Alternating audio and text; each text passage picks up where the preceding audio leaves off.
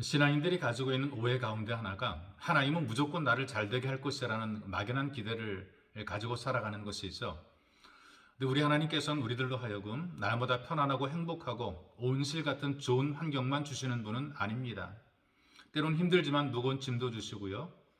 또 세상을 살아가는 모든 인생들에게 쉽고 가볍고 편안한 생활만 주시는 분은 절대로 아닙니다. 때로는 태풍에 실려오는 무서운 비바람도 주시기도 하고 추위와 더위도 주시기도 합니다. 그런 어려운 고난들을 맞이할 때에 우리는 죽을 것만 같고 힘들고 어렵습니다. 특별히 코로나19라고 하는 이 코로나 팬데믹에 많은 사람이 고통받고 있는데 정말 힘들지요.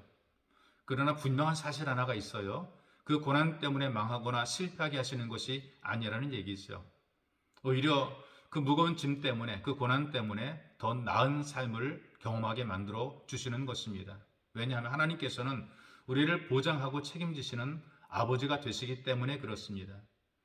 세상의 모든 아버지들도 자녀들이 떡을 달라고 하는데 귀찮다고 이빨 부러지라고 돌을 줄 아버지가 없습니다. 자녀가 필요한데 엿 먹으라고 팽겨치지 않는다 그 말이 있어. 아버지의 마음은 자녀가 원하는 것보다 훨씬 더 좋은 곳으로 주고 싶어 하는 것이 아버지의 마음이죠. 하나님께서도 우리의 생각보다 훨씬 더 깊고 넓은 배려와 사랑으로 우리를 챙겨 주십니다. 그래서 여러분들에게 확신을 갖기 위해서 들려줄 하나님 말씀 소개합니다. 시편 30편 11절에서 12절 말씀을 여러분들에게 소개해 드립니다. 주께서 나의 슬픔이 변하여 내게 춤이 되게 하시며 나의 베옷을 벗기고 기쁨으로 띠띠우셨나이다.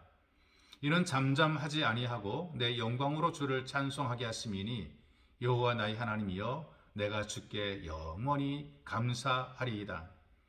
이 말씀을 보게 되니까 화도 변하여 복이 되게 하시는 하나님에 대한 고백을 하고 있어요. 슬픔은 있는데 끝까지 슬픈 삶으로 살게 하지 않으시는 것입니다. 결국은 끝이 좋아지게 하시는 것이죠. 미국의 남부 지역은 원래 목화밭으로 유명하지요. 그런데 1895년대에 목화 벌레들이 대량으로 번식을 해가지고 그 넓은 땅에 재배한 그 모든 목화들을 갉아먹어서 망하게 만들었어요. 이 도시가 기근과 실직 사태가 일어나게 되고 새로운 길을 찾을 수밖에 없었습니다. 그 넓은 땅에다가 땅콩을 심기 시작했죠. 목화로 황폐해진 땅에 땅콩을 심게 되니까 이 땅콩이 풍작을 이루게 됐죠. 그래서 그 도시의 사람들이 목화 벌레를 기념하는 비석까지 세웠습니다. 목화 벌레 때문에 더 나은 삶을 살게 된 것이죠. 때론 세상에 환란이 오기도 하고 고난이 오기도 합니다. 하나님께서 우리들에게 무거운 짐을 주시기도 하고 고난도 주시기도 하시죠. 우리가 이런 고난을 당할 때에 어떤 어려움을 겪을 때에 속상함이 있습니다. 그리고 두렵습니다. 그러나 여러분 두려워하거나 겁낼 필요가 없어요. 믿음을 가지고 있으면 그 좋으신 하나님께서 언제나 우리를 책임져 주시고 화가 변해서 복이 되게 만들어 주시는 것이죠. 슬픔과 절망과 고통이 있는 것은 사실인데 이것을 복으로 바꿔 주십니다. 여러분 원래 사람들이 강할 때, 일이 잘 될 때, 평안할 때 하나님 잘 안 찾아요. 자기 좋아하는 살아갑니다. 그런데 문제가 생기면 그 문제를 통해서 하나님을 찾게 되는 것이죠.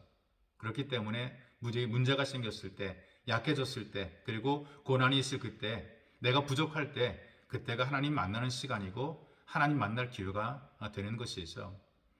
내가 힘들고 어려운 바로 그 순간 그 시간이 은혜를 입을 때이고 복을 받을 때가 될 수 있다는 얘기입니다.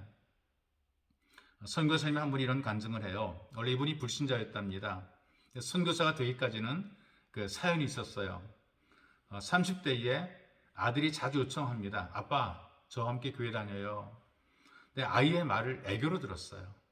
어린 아이의 말을, 자기 아들의 말을 애교로 들었어요. 알았다, 가자. 그렇게 말은 했지만 절대 안 나갔어요. 그런데 오늘 가족 여행을 갑니다. 자동차 사고가 났는데 그 아이만 죽은 거예요. 아빠 교회 가자고 아빠를 주러온 그 애만 죽은 거예요. 가슴이 미어지는 상태로 장례를 치르고 돌아왔어요. 그날 밤 아이의 일기장을 뒤적입니다. 일기장 마지막에 이런 글이 있었어요. 나는 오늘 밤도 우리 아빠가 예수님 믿고 천국 가기를 기도했다. 아빠가 항상 교회에 간다고 하면서 가지 않아 눈물이 난다. 아빠가 예수님 믿고 천국 가는 것을 보고 싶다. 내가 죽어서라도 우리 아빠가 예수님 믿는다면 좋겠다. 이 글을 읽고 통곡을 하면서 예수를 믿기로 굳게 결심을 하게 되죠. 아들의 생명은 떨어졌지만 아버지의 영혼을 살리는 열매를 남기고 떨어진 것입니다. 이 아들의 죽음이 화가 된 것이 아니지만 오히려 더 많은 영혼을 구원하는 선교사로 헌신하는 이 복 있는 삶의 길로 들어서게 된 것이죠. 처음에는 화인 것처럼 보였고 너무나 억울하고 속상했고 너무나 괴로운 아픔이었지만 그러나 결국 끝을 좋게 하시는 하나님의 손길을 체험하게 된 것입니다. 화도 변하여 복이 되게 하시는 하나님, 이 믿음을 고백하며 믿음의 길에서 포기하지 않고 힘있게 세워지시기를 주님의 이름으로 축복합니다. 살아계신 하나님, 우리가 사는 삶 현장에는 다양한 문제들이 있습니다. 그리고 우리가 경험하기 싫은 일들이 다가오기도 합니다. 피하고 싶은 것들을 맞닥뜨리기도 합니다. 정말 안 되면 좋을 것들이 우리 앞에 되는 곳으로 닥쳐와서 우리를 낙심과 절망시킬 때가 있습니다. 이런 현실 환경 속에서 끝까지 믿음을 지킬 수 있도록 은혜를 덧입혀 주시고 화도 변하여 복이 되게 하시는 하나님의 위대한 능력과 그 손길을 늘 삶 현장에서 경험하고 누릴 수 있도록 은혜를 덧입혀 주시고 결국에는 끝이 잘 되는 이 복된 삶을 모두가 누릴 수 있도록 하나님 복의 복을 더하여 주옵소서. 보배로우신 예수님의 이름으로 기도하옵나이다. 아멘.